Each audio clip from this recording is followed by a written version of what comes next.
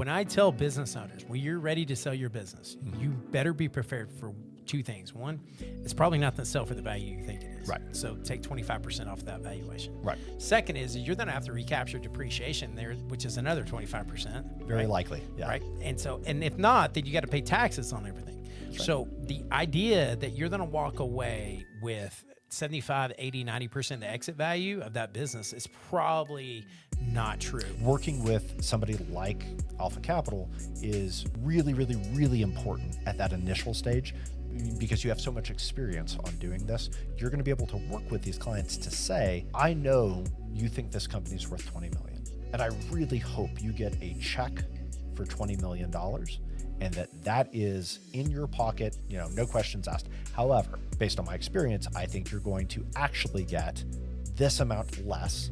Then you're going to have to pay taxes, and then you're going to have depreciation recapture, and then some of that money is going to be on a seller note that you may or may not get. Some of that's going to be rolled equity that you may or may not get. Some of that's going to be on an earnout that you may or may not get. So now your $20 million check is really a $7 million check, and they can work with you to say, is $7 million guaranteed in your pocket enough for you to have the last chapter of your life, or the last third of your life that you really want? Is that enough for you to hit your goals of buying a house in Colorado and going fishing with your grandkids? Is that enough?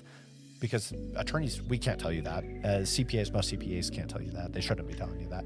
But a financial advisor should be able to help you look at what your goals are and what a potential liquidation event is, and be able to help model out what does worst case, mid case, and best case look like,